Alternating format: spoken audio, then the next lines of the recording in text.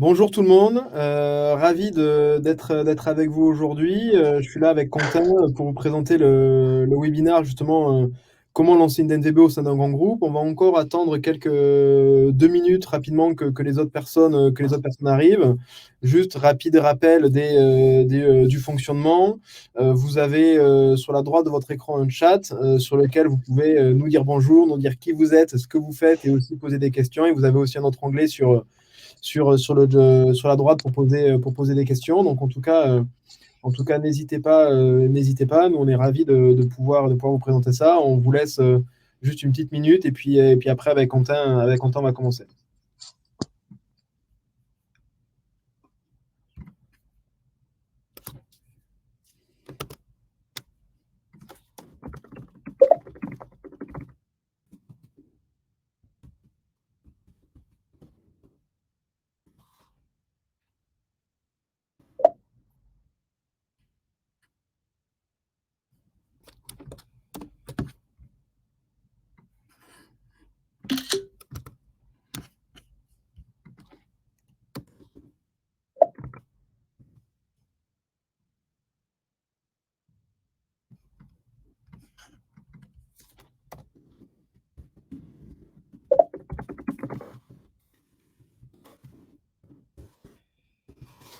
Bon, c'est parti. On va du coup commencer le webinaire. Je vais vous partager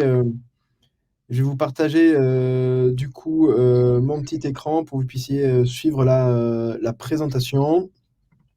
Et c'est parti. Du coup, aujourd'hui, j'ai la chance de pouvoir recevoir Quentin. Alors déjà, Quentin, un grand merci pour ta dispo. Bah, de Euh, rien. Ça fait un petit moment qu'on se connaît. Du coup, je t'en prie, présente-toi, dis-nous qui tu es, ce que tu fais, et après j'enchaînerai. Ça marche. Déjà, merci de me recevoir et merci d'accorder du temps pour parler d'un tel projet. Donc, je m'appelle Quentin Ojeda. Je travaille pour le groupe Henkel depuis. Ça fait un bail en fait. Ça fait 8 ans quasiment que je suis chez Henkel. J'ai commencé sur l'équipe France en marketing local et depuis 4 ans et demi maintenant, je suis au siège international à Düsseldorf et j'ai lancé il y a 7 mois de ça maintenant, My Attitude, qui est la première initiative D2C de Henkel Beauty Care. Et du coup, c'est ce dont on va parler avec Vincent. Les contraintes, le pourquoi du comment, et c'est ça qu'on va essayer de vous expliquer dans les 50 minutes qui suivent. Ok, super, merci Quentin. Donc du coup, moi je suis Vincent, je suis le fondateur de Digital Nati Group. Et en quelques mots, qui on est, nous aujourd'hui, en fait, on est un cabinet de conseil dédié en fait à l'accélération des marques digitales en utilisant les clés de succès de ces fameuses DNVB, c'est Digital Native Vertical Brand. Et en fait, on a, en force de travailler avec plusieurs dizaines de ces marques, identifié vraiment leurs clés de succès. Et on a mis en place des méthodologies et des outils propriétaires qui nous permettent vraiment de les accompagner d'un point de vue stratégique, e-commerce ou retail. Et effectivement, de plus en plus, c'est pour ça qu'on voulait faire ce webinaire, c'est que de plus en plus, on est approché par des grands groupes, par des retailers historiques, des marques qui, depuis des dizaines d'années, diffusent leurs produits soit via du wholesale, soit via des grands magasins ou leur réseau retail, et qui, en plus, avec le Covid, se sont dit que le digital était un élément bien évidemment primordial de leur business et qui devrait accélérer. Et donc assez naturellement, on peut travailler avec ces groupes pour justement mettre en place les best practices des meilleurs pour les adapter au groupe historique. Et donc, en fait, nous, quand on travaille vraiment à 360 degrés, c'est-à-dire qu'on a une approche vraiment globale du business d'une marque, à la fois sur la partie business, marketing, e-commerce, la distribution et le branding, toutes les composantes qui finalement font qu'une marque performe en digital. Et donc, c'est voilà un peu tous les aspects que l'on regarde. Et donc aujourd'hui, on a créé un écosystème assez complémentaire où on a d'abord la partie conseil stratégique. On a aussi des concepteurs dédiés aux marques digitales qui s'appellent Market. Le premier étant ouvert à Toulouse. On a aussi une formation en ligne qui s'appelle Digital Native Academy qui aide les entrepreneurs à se lancer en marque digitale et aussi le lancement d'un club dédié à tout l'écosystème DNVB Direct to Consumer qui se lance lui fin avril. Et donc voilà, donc on essaie de plus en plus à créer cet écosystème qui va créer finalement l'éclosion de futurs champions du digital sur les marques. Et donc voilà, on a accéléré plusieurs typologies de marques, à la fois des grands groupes comme Unibail ou Danone, mais aussi sinon un grand nombre de DNVB sur des secteurs radicalement différents, que ce soit de la beauté, de la fringue, de la literie, du complément alimentaire et aussi des paniers moyens très différents. Enfin, on a accompagné différents types de marques. Mais aujourd'hui, on est là pour vous parler de la relation entre grands groupes et DNVB. Et donc, en fait, moi, je suis vraiment ravi d'avoir Quentin aujourd'hui.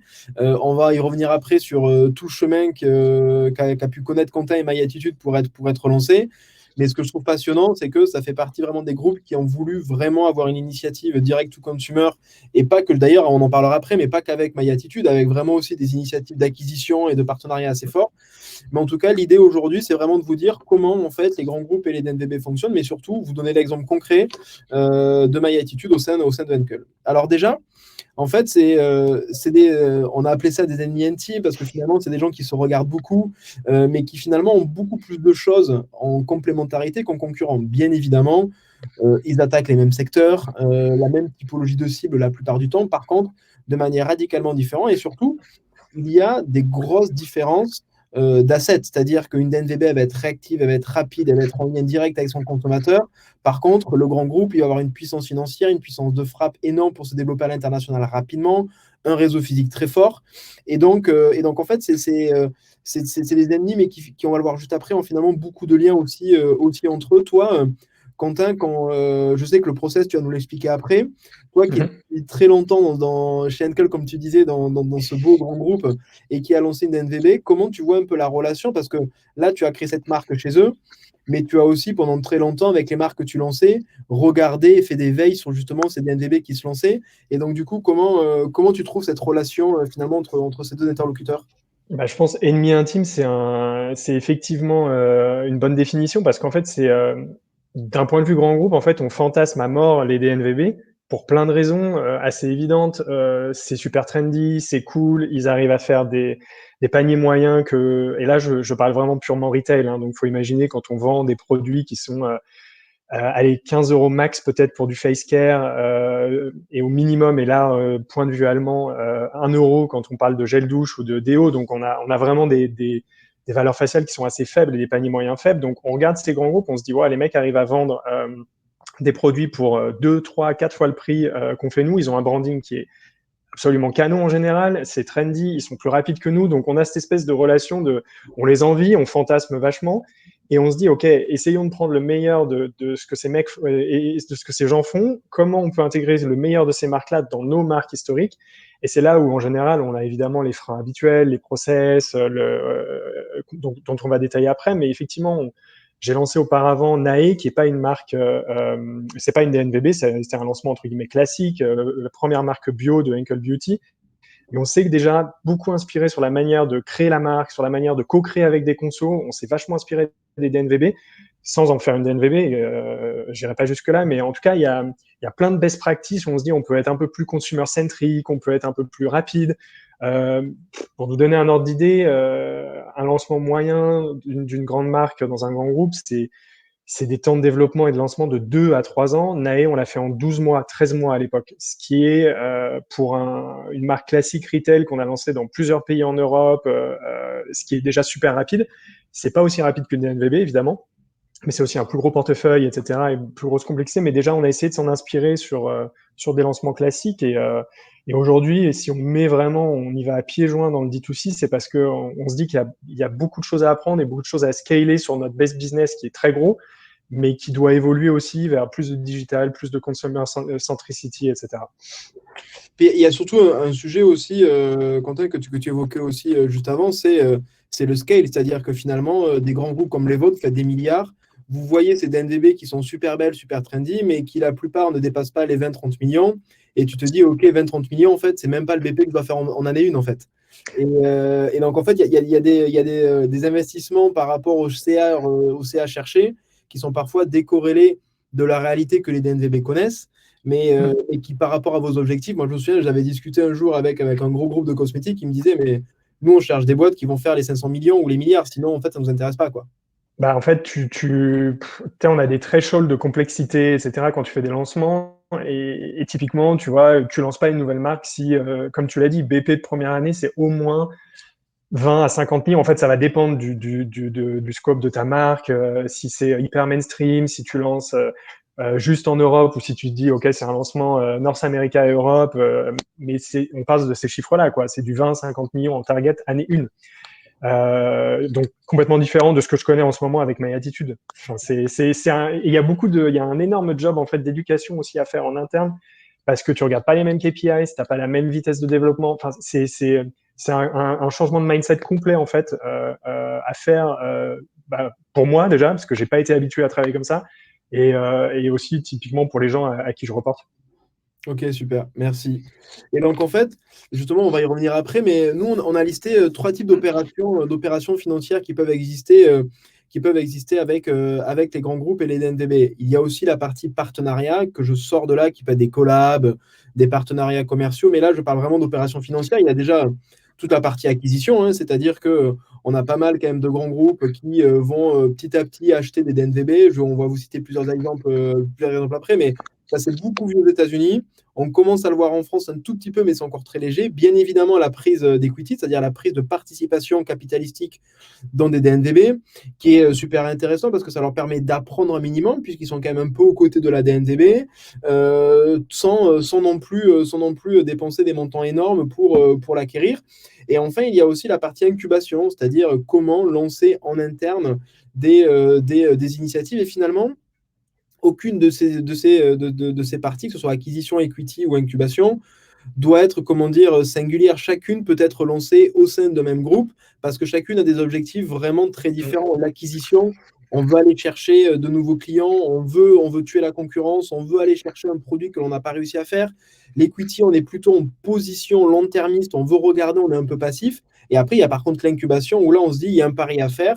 Je veux le faire en interne parce que j'ai les bonnes compétences en interne, parce que j'ai les bons actifs, et en même temps, je veux apprendre de manière différente. Donc, il n'y a pas de bon ou mauvaise méthode. Il y a surtout, je pense, beaucoup de tests à faire sur les différents sujets. Et là, justement, pour vous donner un petit peu les exemples, on a Fenty Beauty. Alors, on l'a mis et on sait très bien que les résultats financiers ne sont pas au rendez-vous, en tout cas de la partie communication, mais qui a été lancé quand même au sein de LVMH avec la notoriété de Rihanna. Bien évidemment, ça c'est la plus connue, c'est Dollar Shave Club qui s'est fait racheter par PG, mais on a aussi Be Kind qui s'est fait racheter par Mars à 700 millions, Oli, enfin il y en a beaucoup aux États-Unis, en tout cas sur différents secteurs qui ont connu des acquisitions assez dingues. Et là, on a voulu mettre un exemple en France, parce qu'en fait, en France, on a pas mal de deals qui sont soit incubés, soit qui ont été faits en acquisition ou en equity, mais il y en a très peu qui sont publics. Donc, en fait, il y en a très peu sur lesquels on peut vraiment communiquer. Et l'un d'entre eux, c'est Même Cosmétiques, qui est une marque de cosmétiques dédiée aux femmes atteintes de cancer, qui est une marque extraordinaire. Et Pierre Fabre, en fait, pour vous donner un exemple, c'était un mix à la fois d'equity et de partenariat commercial. C'est que Pierre Fabre a investi dans la marque et a mis à disposition tout son pool de commerciaux pour diffuser la marque en pharmacie. Et donc là, il y a sûrement des deals très, très intéressants parce que l'une des problématiques des DNVB, c'est souvent le pas d'ailleurs, c'est ce que tu disais, pourquoi Henkel arrive à faire 20 ou 50 millions sur une première année, c'est que vous avez un réseau de distribution mondial colossal et donc quand vous lancez, vous l'intégrez dans vos négos nationales qui sont d'ailleurs dans un planning très structuré, très cadré, prévu vraiment très longtemps à l'avance et donc d'un coup, vous avez une référence et ça explose. Ça ne veut pas dire que c'est dans la durée s'il n'y a pas des bons roulements, etc. Mais en tout cas, le lancement peut être très fort alors qu'une DNVB, ça c'est impossible. Donc en fait, le seul moyen d'y arriver, c'est soit beaucoup de temps, soit que le fondateur ait ce réseau, ses compétences, ou alors de faire des partenariats avec des gens qui peuvent vous accompagner là-dessus. Et donc, toi, est-ce que, justement, là, Quentin, on a mis bien évidemment l'exemple d'incubation de My Attitude et on va le détailler vraiment plus longuement juste après. Justement, Enkel est l'exemple type, je trouve super intéressant, où les initiatives D2C sont finalement assez multiples. Ouais, effectivement. En fait, c'est quelque chose qu'on a commencé il y a déjà quelques années et là, comme tu l'as dit, en fait, il y a une vraie volonté de pas faire que de l'acquisition, que de l'incubation ou que de l'equity. En fait, on fait tout parce que en fait, chaque action a un objectif bien particulier. Donc, récemment, je pense que c'est un deal que forcément vous avez dû en entendre parler, l'acquisition de 75% d'Invincible Brands, donc qui est le groupe qui a notamment lancé Hello Body, mais aussi Mermaid Enemy et Banana Beauty. Donc là, typiquement, c'est trois marques On a décidé d'acheter 75% de ces marques-là. C'est des marques établies, c'est des succès, c'est des succès en Europe. Ils ont même lancé aux US pour deux d'entre elles, Banana et Hello Beauty, il me semble. Et là, vraiment, typiquement, c'est on n'avait pas de make-up chez Henkel, donc c'est un moyen de mettre un pied dans le make-up avec Banana Beauty. Deux, c'est le moyen d'avoir une organisation qui tourne en D2C avec les profils, les bonnes compétences, la logistique derrière, en fait tout ce qu'on n'a pas parce que c'est pas notre corps de métier chez Henkel et c'est pas grave en fait. Nous, ce qu'on sait faire, c'est produire à grande échelle des produits qui sont de bonne qualité, qui sont safe et qu'on peut démocratiser, lancer partout dans le monde avec des gros volumes et des coûts super avantageux forcément du fait de notre force de frappe.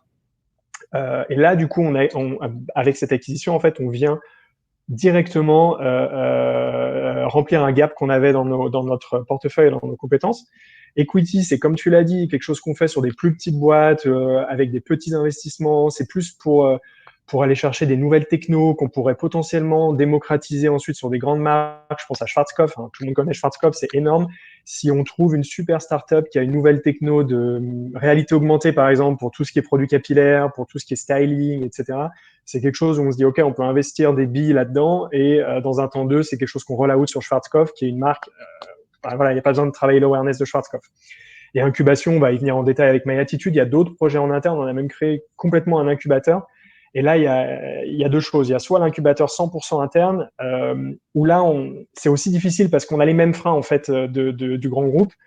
Et après, il y a le cas de MyAttitude où on a créé une joint venture. Donc, on est en dehors des process Henkel. Et là, en fait, on a créé une joint venture simplement parce qu'en fait, comme je l'ai dit, on n'a pas les compétences D2C de base dans nos corps de métier. Et du coup, là, on a trouvé un partenaire. C'est un peu, si je puis dire, Vincent, le Digital Native Group allemand. Et comme on target en priorité un marché allemand, malheureusement, là-dessus, on n'a pas travaillé avec Digital Native Group, mais avec un peu un équivalent allemand, si je puis dire. Parce qu'en fait, on n'avait simplement pas ces compétences. Et l'idée, c'était de dire, bah, nous, on sait faire des cosmétiques, on sait faire des produits, on sait faire du consumer insight, ils savent faire du D2C, et on va le faire ensemble. Et ça, évidemment, c'était avant qu'on décide d'acquérir 75% d'Invincible Brands, où là, maintenant, on a énormément de synergie, évidemment, avec ce groupe-là. Et justement, sur Invisible Brands, est-ce que, parce que c'est des bruts en digital, ils étaient déjà, je suppose, déjà distribués en physique, un minimum. Il y avait déjà des réseaux de distribution ou pas du tout? Pas du tout, non. Non. Pas du tout. Et c'est quelque chose qui cherche à faire à partir de maintenant. Parce que comme toutes les DNVB, ils se rendent compte que les coûts d'acquisition explosent, l'efficacité de tout ce que tu fais, elle est réduite, et du coup, il faut trouver des relais. Et j'ai eu un call super intéressant avec la fondatrice d'HelloBody, donc elle a créé HelloBody il y a 6 ans au sein d'Invincible Brands, et on a eu une super discussion. Elle me disait, aujourd'hui, si je dois lancer HelloBody, je le ferai complètement différemment de ce que j'ai fait il y a 5-6 ans, parce qu'en fait, ça marcherait pas. Le coût du trial and error, tu vois, ils ont basé tout sur l'influenceur. C'est très simple. À l'époque, ça coûtait 1/10 peut-être de ce que ça coûte aujourd'hui. Et il y avait une rentabilité qui était multipliée par 5, 10, 20, you name it. Et en l'occurrence, tu vois, aujourd'hui, ils s'en rendent compte et ils nous disent, et on va en parler sur MyAttitude, on cherche déjà aujourd'hui, on a un modèle hybride, on n'a pas un modèle où on dit on met toutes nos billes en influenceur marketing parce qu'on sait que ça marchera pas en fait, ou alors ça prendra 15 ans pour être rentable et c'est pas possible. Donc aujourd'hui, on a des modèles différents et Invisible Brands est en train aussi de chercher des modèles différents, de moins dépendre des influenceurs, mais d'obtenir le reach eux-mêmes et de posséder leur reach, de chercher des nouveaux canaux de distribution. Donc, ils sont exactement dans ces problématiques-là pour grossir encore plus, tout simplement. Ok. Bon, on va sûrement y revenir après parce qu'on en reparle un petit peu après. Je pense qu'il y a vraiment des choses super intéressantes à voir là-dedans. Et là où je te rejoins tout à fait, nous, l'un des critères de succès d'une DNVB, aujourd'hui, c'est sa capacité à être omnicanal très vite. Ça ne veut pas dire avoir le volume de suite parce que tu n'as pas forcément le réseau, mais est-ce que ton produit, ta marge, peuvent y aller? Parce qu'en fait, sinon, tu as des plafonds de verre qui, malheureusement, en fonction des marques ou des secteurs, vont être plus ou moins haut ou plus ou moins bas en fonction de comment on le voit, mais globalement, qui ne sont pas non plus très hauts, quoi. À part des exceptions comme Cézanne qui vont dépasser les 150 millions et déjà en plus de 10 ans, parce qu'il ne faut pas oublier que ça a quand même plus de 10 ans, la plupart, c'est quand même pas le cas, quoi. Donc, c'est important de le retenir. Et donc, du coup, nous, en tout cas, la conviction que l'on a, et effectivement, visuellement, nos copains allemands avec qui j'avais travaillé l'ont compris aussi, c'est qu'en fait, les DNVB, c'est en dehors du fait effectivement, de le lancer en interne, c'est surtout une source d'innovation, quoi. C'est-à-dire comment tu peux prendre des assets un petit peu de ces DNVB au sein de ton groupe, parce que tu disais très justement au sein d'Henkel, mais dans les produits de grande consommation, la plupart des groupes ont des tailles qui sont quand même colossales, vous êtes très structurés, tous les process sont très longs et c'est pas une boîte qui arrive du jour au lendemain et qui va être capable de vous dire en fait ton process il est pas bon, faut le changer de suite quoi. Par contre, comment tu peux t'inspirer de ces marques et petit à petit en fait rajouter des petites briques qui font que déjà en fait je trouve presque le plus important c'est changer le mindset ou le faire évoluer. En fait, tu vois, des collaborateurs qui sont en interne, Et en fait, nous, on a listé en fait plusieurs petites choses qui sont des petits exemples, mais de choses en tout cas qu'on trouve intéressantes. Déjà, on pense que ça paraît fou de dire ça aujourd'hui, et moi, j'aimerais vachement avoir ton retour là-dessus, mais j'arrive toujours pas à comprendre quand effectivement on a des groupes qui viennent nous voir et qui nous disent, mais en fait, on aimerait faire du digital. Non, mais le digital, effectivement, on est tellement avec des marques qui sont nées là-dessus. C'est pas d'ailleurs pas pour rien qu'on s'est appelé digital native, quoi. C'est que tous nos clients, que ce soit des fondateurs ou des clients finaux de ces marques, sont digital native. Donc, c'est des gens qui pensent purement digital. Et en fait, vous, comme le volume de votre chiffre d'affaires, la très très grande majorité est par des revendeurs. En fait, le mindset de la boîte et les compétences et la structure n'est pas du tout câblé comme ça. Est-ce que tu penses vraiment qu'à un moment ça peut changer ça? Ouais, c'est déjà en train de changer. En tout cas, je parle pour Henkel, je peux pas parler pour les autres groupes, mais pour Henkel, c'est clairement en train de changer. Mais ça va prendre du temps. Enfin, tu vois, aujourd'hui, le chiffre d'affaires qui est fait en digital au sein d'un groupe Henkel, c'est moins de 10%, c'est aux alentours peut-être de 5%, et on a des targets d'atteindre 10%, ce qui serait déjà un gros jump pour un groupe, parce que quand tu pars enfin, faut se dire quand même le digital, et il n'y a pas de honte à ça. Hein, à la base, on a commencé à faire du Amazon il y a peut-être 4-5 ans, et c'était en gros, ah ouais, on met nos produits sur Amazon qui sont pas du tout câblés pour Amazon, parce que du coup, tu dois faire des bundles de 6 shampoings pour avoir les prix, atteindre les prix mini d'Amazon, etc. Donc tu vois, t'as des marques qui sont aussi qui n'ont pas vocation à aller sur du DNVB, et ça va, c'est fine, tu vois. Après, la vraie question, c'est comment on arrive à développer ce pilier, parce que j'ai même pas envie de dire c'est le futur, c'est maintenant, et encore une fois, on est plutôt en train de rattraper le train, comme tous les autres grands groupes, et on fait tous les efforts mais pour moi, c'est quelque chose qui va changer, c'est quelque chose qui est en train de changer, mais je vois pas un shift complet, tu vois, ou de dire qu'on sera pas à plus de 50% de notre chiffre d'affaires qui sera fait en digital. Mais après, tu vois, là, tu as cité un truc qui m'a beaucoup fait sourire, c'est que dans tes 5 points du CA digital, je suis persuadé que vous mettez le CA digital qui est fait sur Amazon ou qui est fait par vos revendeurs sur le digital. Donc, c'est même pas, tu vois, ton CA direct, tu vois, c'est pas ton. Non, c'est pas du direct to consumer. Non, non, non, non. Et c'est ça, souvent, nous, quand on travaille des groupes, ouais, on fait 25% digital. Je fais, ah ouais, votre e-shop, il est si fort? Ah non, non, non, c'est ce qu'on fait sur Sephora, sur nos CB. Je fais, ah ok. Non, non, Donc, en non, fait, non, non, on est d'accord. la data, vous n'avez pas le client, enfin, tu vois, c'est la même chose. Et donc, c'est ça qui est super intéressant, c'est effectivement de voir ce shift. Et là où je te rejoins, il y a plein de marques qui ne peuvent pas fonctionner en direct to consumer avec des paniers moyens qui n'ont aucun sens, en tout cas pour ce type de marque. Donc, ça, c'est clair. Il ne faut pas non plus se dire qu'il faut être en direct to consumer à 100%. Par contre, on est là, je vais parler d'une marque qui a une configuration un peu différente, mais ce que je trouve très intéressant, c'est notamment ce que fait Nike depuis plusieurs années. C'est-à-dire qu'en fait, ils ont un panier moyen qui n'est pas le même que le vôtre, hein, mais en tout cas, ils ont cette volonté de réduire au maximum les revendeurs tiers pour en fait avoir leur part de chiffre d'affaires sur le site qui grandit et avoir de plus en plus de boutiques en propre plutôt que des revendeurs. Et en fait, là où ça joue quelque chose, en tout cas, j'avais vu une étude il y a moins d'un an là-dessus qui était passionnante, qui était de dire, mais l'image de Nike est en train de redevenir encore plus premium que ce qu'elle était avant parce que tu te retrouves de moins en moins dans le revendeur un peu Cheap, et voilà.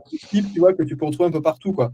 Et ils contrôlent de plus en plus leur distribution. Je crois qu'aujourd'hui, le D2C, c'est 30%. Ils ont pour ambition de passer à 30, à 50. C'est quand même colossal. Après, c'est un cas unique, une marque extrêmement forte qui a des gammes sur tous les secteurs, que ce soit du streetwear, du sportswear et dans tous les sports, et qui en plus a des paniers moyens et des marges qui leur permettent d'investir eux-mêmes en direct, en digital. C'est-à-dire que toi, aujourd'hui, je sais pas, sur une marque où tu as effectivement un panier moyen à 5 euros, tu peux pas avoir un Kodak à 25-30, alors que Nike, je pense que sur plein de catégories, ça monte à 50, ça les dérange pas, quoi. Non, mais exactement, exactement. Et je pense que tu vois, Nike, c'est un bon exemple. Et on a des marques dans notre groupe, et chaque grand groupe a ce type de marque, type Nike, où vraiment il y a le potentiel de dire, OK, on va vraiment digitaliser cette marque. Et ça veut pas dire vendre sur Amazon, comme tu dis, mais ça veut vraiment dire collecter la data, vendre soi-même. Et par exemple, Schwarzkopf, c'est la marque parfaite pour ça, tu vois. Et c'est aussi pour ça qu'on fait tous ces exercices, tous ces cas d'école. My Attitude en fait partie, pour apprendre aussi, parce que encore une fois, c'est pas notre métier de base. Et ensuite dire, bah ok, si dans 5 ans on fait de Schwarzkopf le Nike de la cosmétique capillaire, bah, ce sera tout gagné pour nous, parce qu'on va encore plus premiumiser l'image de Schwarzkopf, on va fidéliser nos consos, on va innover différemment. Et là, on aura vraiment la position de, on est la marque référence leader sur le marché du capi. Ouais, c'est clair, c'est clair. Et donc, justement, tu vois, la bonne transition, c'est exactement ce que tu as fait sur Nae. Je trouve que, tu vois, la rapidité d'exécution et d'agilité, c'est quelque chose qui manque énormément, bien évidemment, par la validation des produits, par toutes les contraintes juridiques, par toutes les process de validation, etc. Et je trouve que l'exemple de Nae est un très bon exemple. Tu vois, je trouve que lancer une DNVB ou en tout cas une nouvelle marque au sein d'un grand groupe en 3-6 mois, c'est un non-sens. Enfin, tu vois, ça peut aller.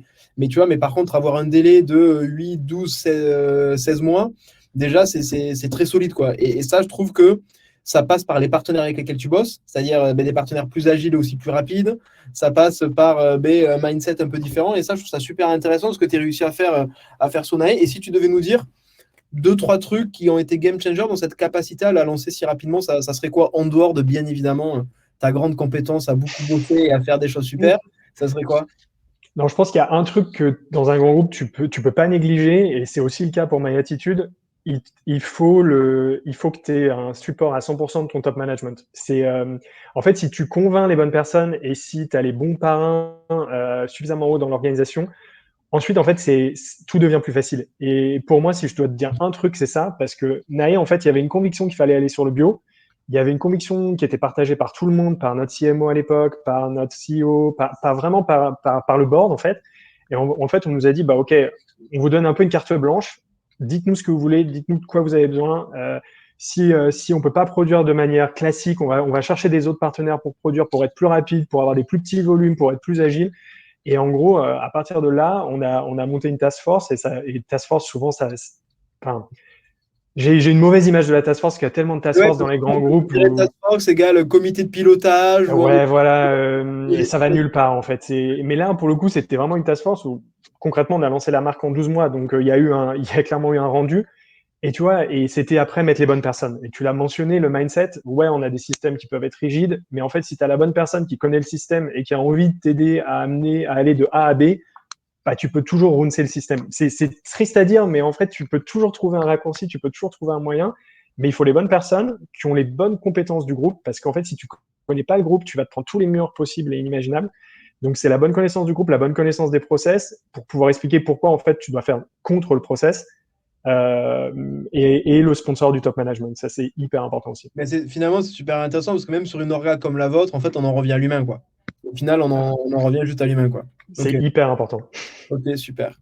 Et donc, moi, j'aimerais après, maintenant, là, que tu. Là, je vous remets quelques mutations, bien évidemment, insufflées par les DNVB qui sont super intéressantes. Et on va surtout après faire un focus sur My Attitude où vraiment, ce que je trouve passionnant, c'est que les DNVB, elles ont vraiment une approche consumer-centrique très forte. C'est-à-dire que beaucoup de gens le disent, sauf que elle, c'est dans le cœur de la boîte, quoi. Le service client, il est au sein des équipes, il est géré par les équipes en interne. Tous les produits sont co-construits avec les clients. Enfin, il y a vraiment cette notion qui est très, très forte. Et surtout, après, il y a un côté que j'appellerais d'open innovation, c'est-à-dire que comme effectivement, dans les DNVB, il n'y a pas de process, entre guillemets, il n'y a pas de barrière, c'est open, quoi. Ils testent plein de trucs tout le temps, parfois ça plante, parfois ça marche, mais la logique, elle est tout le temps de se dire comment je fais mieux, comment je fais plus, quoi. Et sans aucune barrière. Et ça, je trouve que c'est des choses qui sont intéressantes de se dire parfois. Nous, je sais qu'on a fait des ateliers dans des grands groupes, tu vois, où c'était en mode juste le taf, notre taf, c'était de se dire arrêtez de penser aux contraintes, juste qu'est-ce que vous feriez si vous n'aviez pas les contraintes, tu vois. Et en fait, c'était tout le temps d'arrêter qu'ils se bloquent, qu'ils s'auto-bloquent, en fait, tu vois. Et là, on s'aperçoit que quand tu arrives à créer ce mindset, naturellement, mais bien évidemment, il y a des gens très smart, et donc du coup, tu arrives à avoir des déblocages qui sont naturels. Et donc là, je vous mettais des exemples de marques, bien évidemment, très sympas et qui ont réussi à faire ça à plusieurs égards. On pourra y revenir un peu après, mais moi, j'aimerais vraiment maintenant, la Quentin, que tu me parles et que tu nous parles à tous de My Attitude. Quelle est l'idée, quelle est la genèse et dis-moi quand je dois passer les slides, mais là, je te laisse la parole. J'ai vraiment envie, je vais te questionner sur bien évidemment ce que tu nous racontes, mais j'ai vraiment envie que tu nous en dises plus parce que c'est quand même assez passionnant. Donc My Attitude, en fait, ça a commencé même avant un concours d'inno en interne. Et à la base, My Attitude, ce qui est intéressant, c'est que c'était pas prévu pour être une DNVB du tout. C'est un concept que j'ai pondu, de dire ok, il y a un énorme boom des soins intimes pour femmes. Il y a des marques très cool qui se lancent, très modernes, qui réinventent le soin intime. On est loin des Roger Cavaillès et ces trucs-là que vous trouvez en supermarché. Mais il y a qu'une offre pour les femmes, en fait. Et il y a rien qui soit mix, soit pour hommes, en fait. Et en fait, c'était là tout le point de départ. dans un contexte de aussi boom des applis de dating, etc. Enfin, et un développement aussi, un changement du point de vue conso et même du point de vue retailer. Enfin, tu as des marques qui se développent, je pense que tu connais Amorelli, donc les sextoys qui se développent sur une partie premium. Donc, on s'est dit, ouais, il y a vraiment un terreau qui est fertile ici. Il y a un truc à faire, sortir vraiment le intimate care de cette catégorie d'hygiène un peu cheap, un peu boring, et l'amener vers quelque chose de cool, quelque chose de plus beauté, et quelque chose qui va un peu casser les codes et les tabous, parce qu'aujourd'hui c'est encore un sujet, voilà, c'est pas facile de parler de ces sujets-là. La première fois que j'ai amené le concept en interne, je me suis dit waouh, enfin ça va être quoi la réaction? Et d'ailleurs la première fois que je l'ai amené le concept, j'ai eu 0 retour, genre, tu vois. Motus et bouche cousue, et du coup je suis revenu concours d'innovation en interne 1 an après. Pour moi, l'insight, la catégorie était toujours relevant, donc je me suis dit ok, on y va, on présente ça, et, avec une équipe on était 4 mecs, on a présenté ça, et là pour le coup on a gagné le concours d'Inno, où on avait un objectif très clair, c'était ok, avec ce concept on va aussi aller toucher des cibles plus jeunes, ce qui était aussi un point stratégique chez Uncle Beauty Care. On est très fort sur les consos plus, on va dire 35-40 plus, et pas super bon à part avec des marques peut-être comme Got2b sur des consos très jeunes. Donc là, pour le coup, il y avait un vrai intérêt à faire ça. Et peut-être que tu peux passer au suivant. J'ai plus en tête ce qu'on a ensuite, mais ouais, les contraintes. Alors, Bon, mais évidemment. justement, excuse-moi, je te coupe, mais justement, une fois que tu gagnes ce concours, en fait, tu vois, il se passe quand même plein de choses.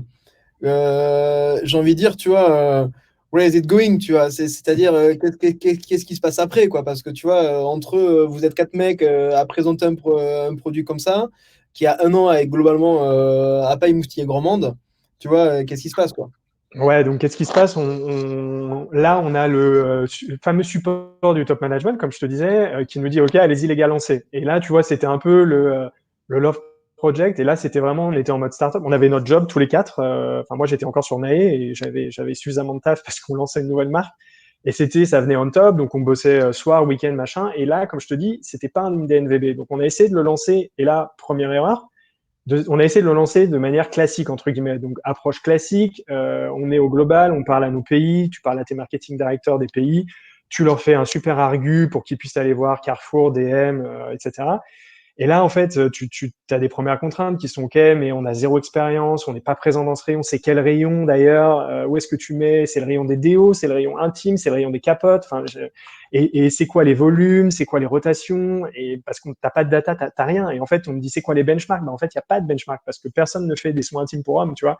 Donc, tu te retrouves en fait à prendre tous ces murs un peu en interne. Et là, nous, on a fait une erreur où on était un peu tête dans le guidon. On s'est dit, on va lancer de manière classique. Et en fait, le concept était trop disruptif pour faire ça.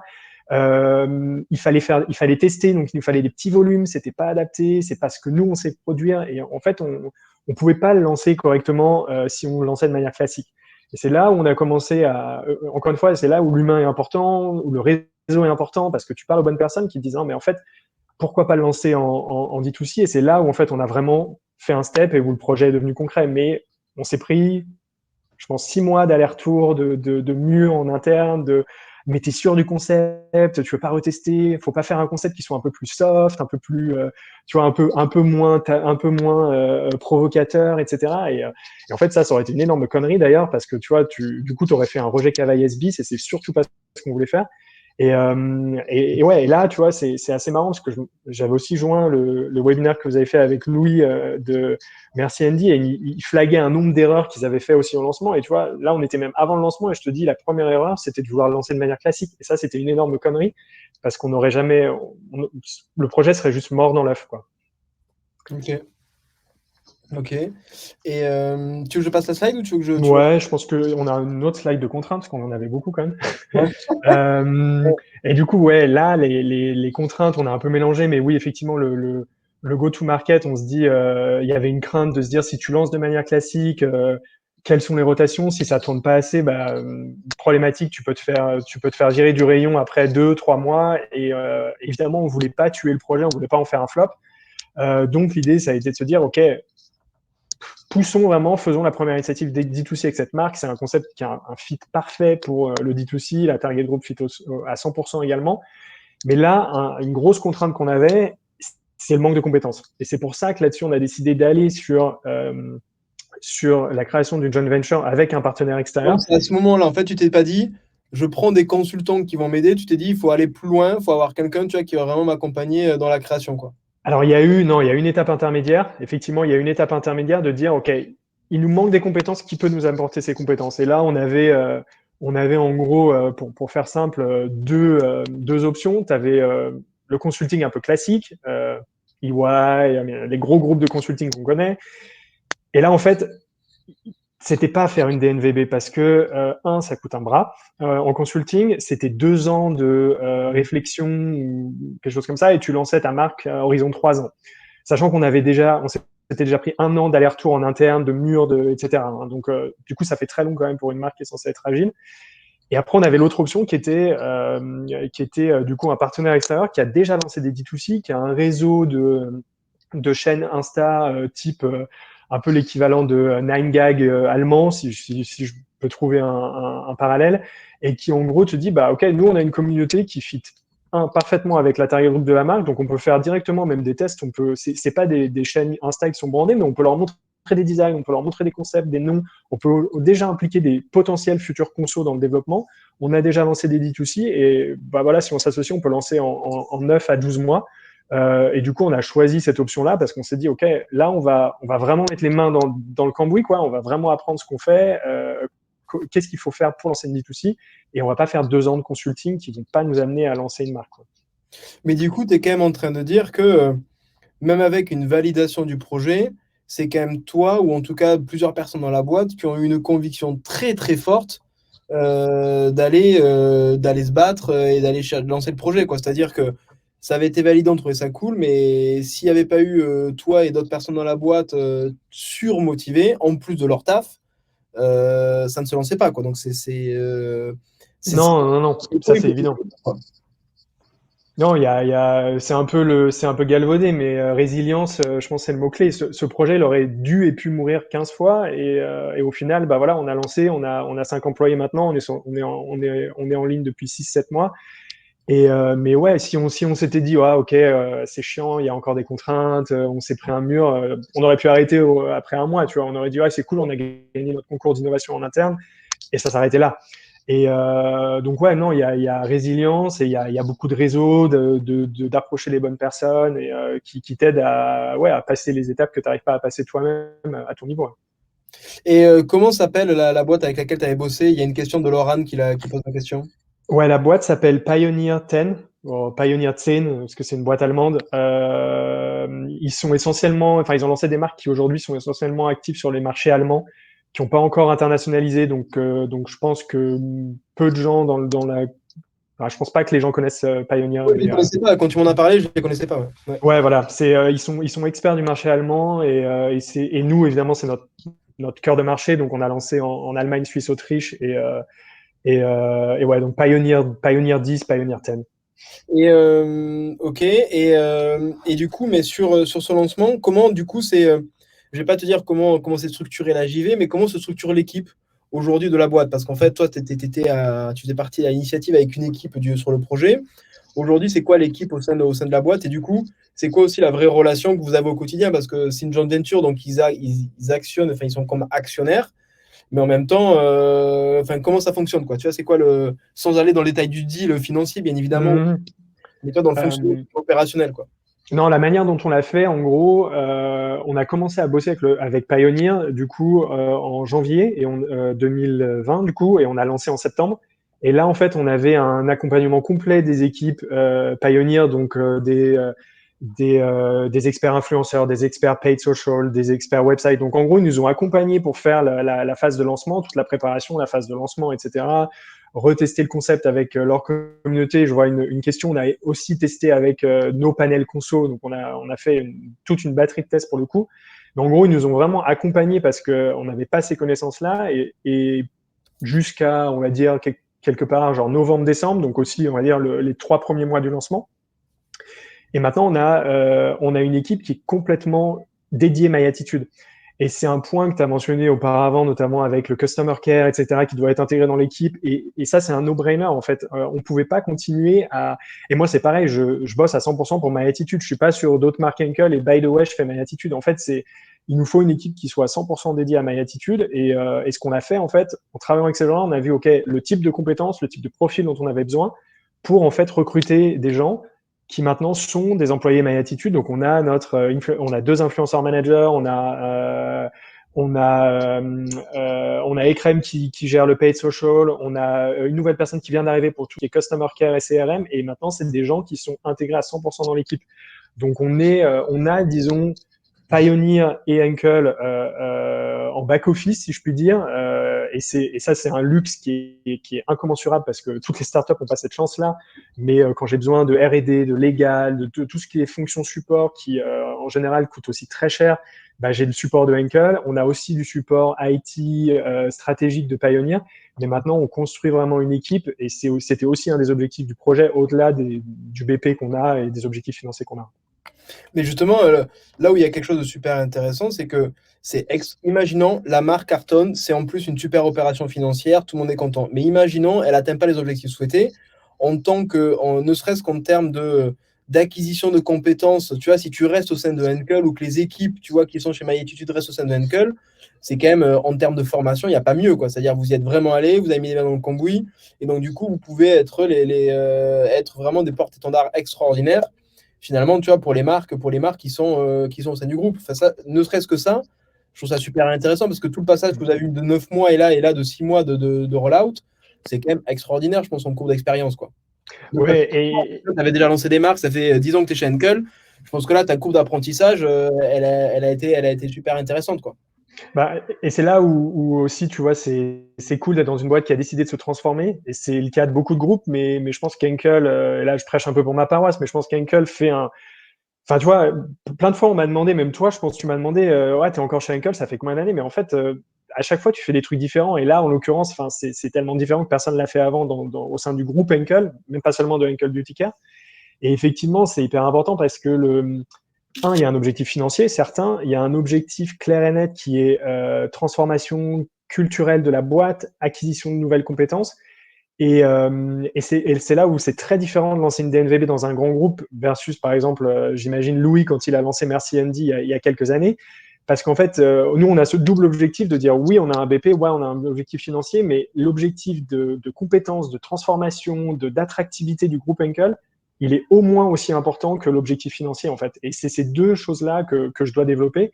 Et c'est pour ça qu'aujourd'hui, en fait, on monte aussi une équipe 100% My Attitude, parce qu'à terme, l'idée, c'est que cette boîte et cette marque soit 100% intégrée, enfin, soit 100%, que 100% des parts appartiennent à Henkel, pardon, et que demain, on fasse des bridges entre, aujourd'hui, moi, j'ai une influenceur manager qui est extraordinaire, et bah, si demain, elle bosse sur Schwarzkopf, qu'on digitalise et qui est une marque qui est énorme, bah, c'est là où on va pouvoir scaler, c'est là où on va pouvoir faire des gros chiffres d'affaires sur lesquels, on le sait, My Attitude, ça va prendre plus de temps parce que c'est une marque niche, on a une awareness, on part de zéro.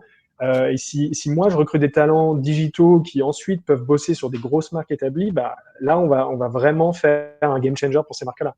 Et du coup, est-ce que ça veut dire que dans le temps, enfin, dans ton taf, une partie de tes missions, c'est aussi de faire des feedbacks réguliers à Henkel sur les apprentissages, sur les learnings, ça fait partie de ton taf, ça aussi, du coup? Ouais, c'est quasiment bimensuel, mensuel. C'est une partie, ouais, c'est une grosse partie du boulot d'assurer vraiment le transfert de compétences, le transfert de learnings, parce que aussi, je le disais, on a d'autres initiatives Ouais, qui avec pour un le coup sont, accélérateur. ouais, exactement, qui sont 100% internes, qui sont pas des joint ventures et qui sont une marque qui s'est lancée un peu après nous. Donc, tout ce qu'on peut acquérir en termes de learning enfin, honnêtement, on apprend tous les jours. Tu te plantes tous les jours. Il y a des trucs qui marchent, des trucs qui marchent pas tous les jours. Bah, tu vois, c'est autant de learning qu'on peut déjà transmettre à nos collègues qui ont lancé une autre marque et qu'on peut transmettre à toutes nos équipes en général. Donc ouais, ça fait partie ouais, c'est 50% de mon taf à peu de choses près. Ouais. Et justement, il y a Quentin là, qui pose une question, qui dit, mais comment du coup, en partant de zéro, parce qu'en plus, ce qu'il faut quand même bien comprendre, c'est que en plus d'être sur une nouvelle marque au sein d'Henkel, c'est surtout un nouvel usage. Donc en fait, là, en niveau complexité, c'est quand même niveau supérieur. Quentin pose la question, mais du coup, en partant de ça, comment vous avez défini votre budget d'acquisition de départ, quoi. C'est-à-dire, en fait, j'ai un budget, je sais pas, je te dis une bêtise, j'ai un budget de 1 million et puis on va voir ce que ça donne, ou au contraire, c'est des petites tranches. Enfin, comment se construit le budget, du coup? Je parle plutôt sur la partie digitale, pas la partie RH, structure, Mhm. tous les cas, et Ouais, la bien partie acquisition, tu veux dire. DNVB, tu vois. Mais ce que je trouve intéressant, c'est une DNVB, elle va investir soit avec les fonds qu'elle a levés, soit grâce au ROI qu'elle a sur le client. Vous, est-ce que c'est la même chose? Vous avez eu, pour le coup, pu partir grâce à Enkel et à votre partenaire sur une assise financière plus importante, et notamment sur l'acquisition. Ouais, donc comment on l'a défini? En fait, nous, à la base, on s'est pas créé un BP pour une DNVB, parce qu'encore une fois, c'est pas notre job. Et c'est là où, en fait, Pioneer 10 est super important, parce qu'ils ont lancé déjà des marques sur des catégories différentes, rien à voir avec de la beauté, mais tu vois, ils pouvaient nous donner un ordre d'idée de Ouais, combien on devait investir si on veut atteindre X, en gros. Et c'est comme ça qu'en fait, on a construit un premier BP. Après, quand on avait une idée de notre portefeuille, une idée de notre prix, on l'a retravaillé. Et en fait, on est parti de cette base-là, en fait. Input de Pioneer, qui a déjà lancé des marques, qui pouvait nous dire, OK, voilà comment tu définis ton budget, voilà combien il te faut en mise de départ, en gros. Voilà comment votre chiffre d'affaires est censé se développer. Mais après, tu vois, c'est un BP qu'on a déjà retravaillé 2 ou 3 fois parce que tes algorithmes Insta ils changent, tes coûts d'acquisition ils ont changé entre le premier BP qu'on a fait il y a plus d'un an et aujourd'hui. Donc c'est des choses que tu fine-tunes en quasiment tous les quarters à peu de choses près. Là, on est en train de faire de l'omnicanal beaucoup plus tôt que prévu. Pour plusieurs raisons, on peut y en revenir après. Et ça, c'est pareil, ça va impacter différemment notre BP. Donc c'est vraiment là, c'est l'intérêt d'avoir lancé avec quelqu'un comme Pioneer. Et c'est, je pense que toi, ce que tu pourras apporter à un grand groupe, c'est les aider à faire un BP et à dire combien ils ont besoin de mettre sur la table pour commencer. Parce que on n'a pas ces ordres de grandeur, on n'a pas l'habitude de travailler avec ça. Donc c'est là où il me fallait c'est des marrant que tu compétences. dis ça parce qu'effectivement, c'est souvent sur des sujets comme ça sur lesquels on intervient.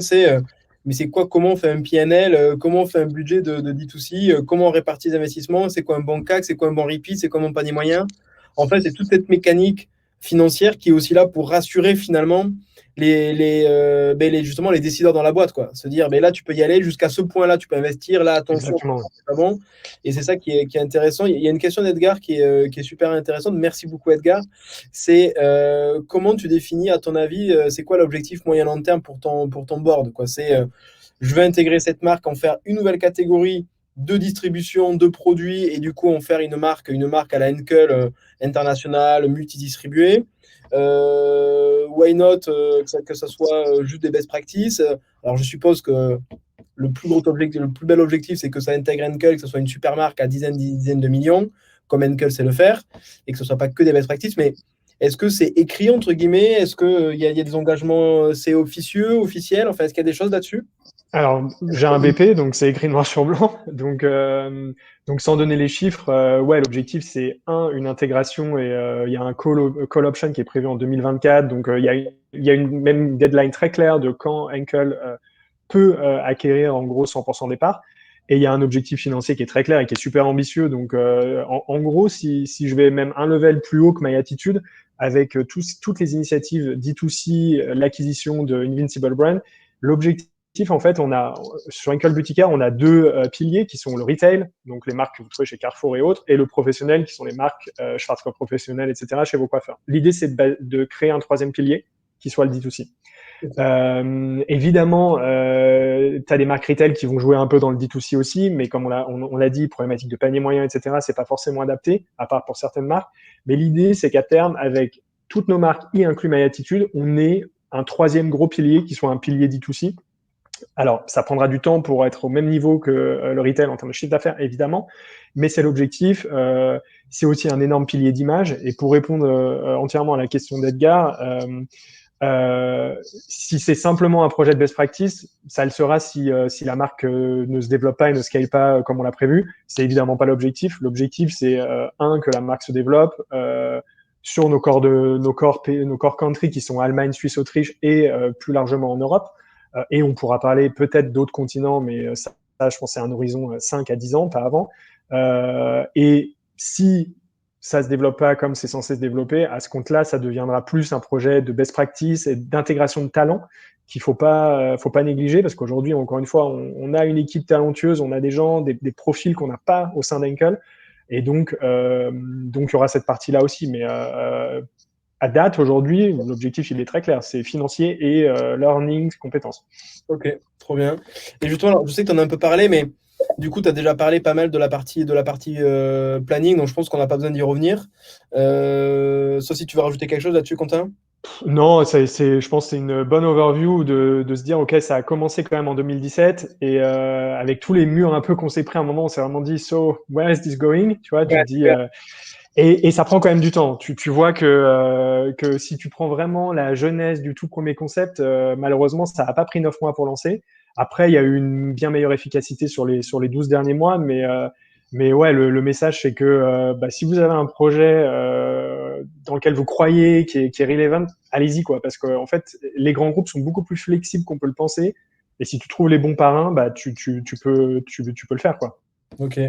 Et par contre, j'aimerais bien que tu reviennes un petit peu sur ces quelques objectifs chiffrés que vous aviez indiqués au départ dans le BP, parce que je trouve ça super intéressant et j'aimerais que tu nous dises un petit peu, à ton avis, pourquoi ces chiffres sont mieux que prévu.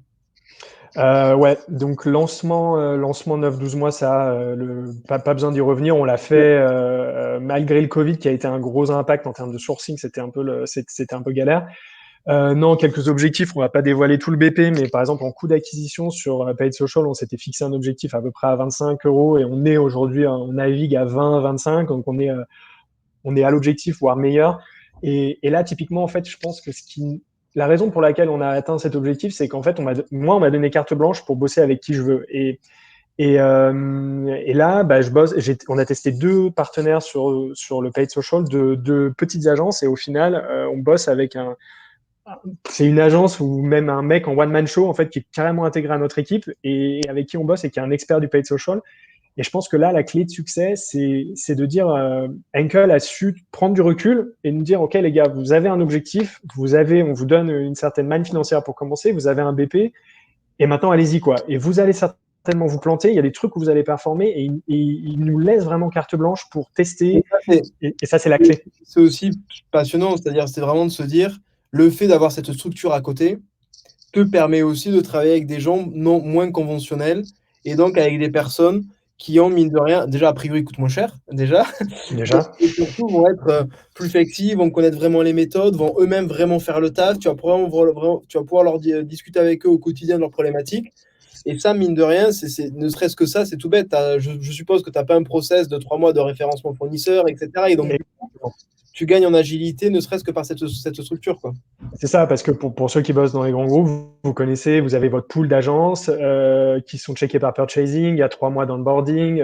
Si tu veux onboarder une nouvelle agence, on va te dire pourquoi. Il faut que tu investisses tu onboardes pas une agence s'il n'y a pas un minimum de X thousand euros qui sont investis. Enfin, tu vois, il y a tout ça. Et là, aujourd'hui, nous, on a la liberté de le faire. Et je pense que c'est là où, en fait, on fonctionne plutôt bien.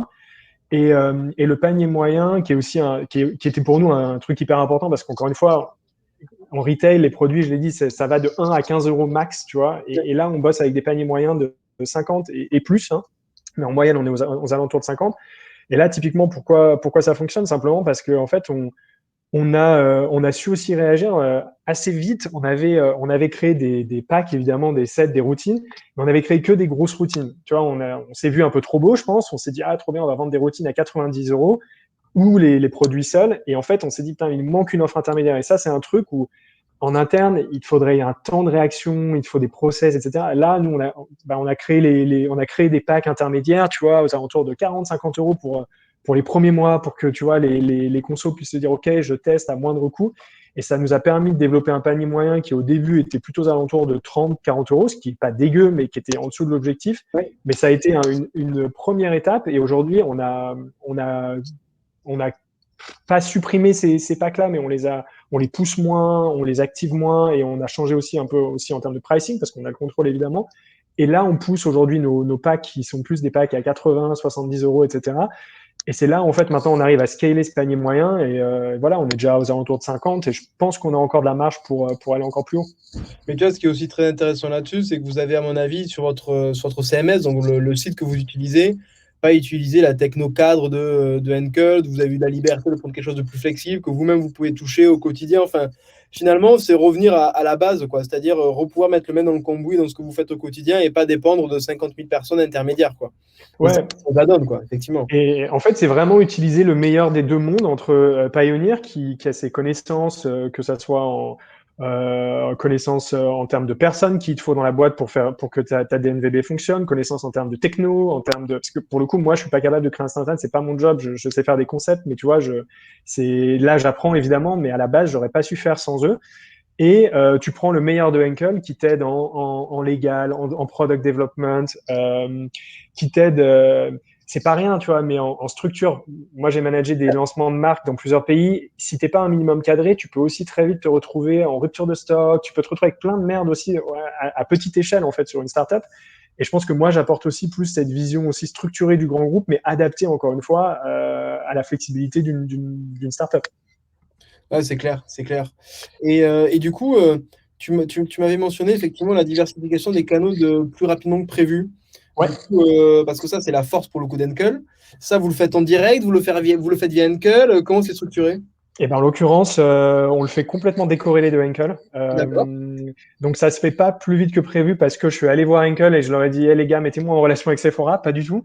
Non, ça s'est fait parce qu'on a été contacté directement par des retailers, donc enfin, Douglas que je pense que tout le monde connaît et Axe Beauty House qui est un peu l'équivalent de Sephora en Scandinavie. En gros, c'est directement eux qui nous ont approchés, qui ont vu la marque, qui ont vu un intérêt pour lancer la marque. Et comme je te le disais sur la problématique de coût d'acquisition qui augmente, de volonté et de besoin de faire du multicanal, on s'est dit, OK, on y va, on va vraiment choisir quel partenaire, parce qu'évidemment, le risque ici, c'est que tu n'as pas le contrôle sur la district, tu n'as pas le contrôle sur le prix.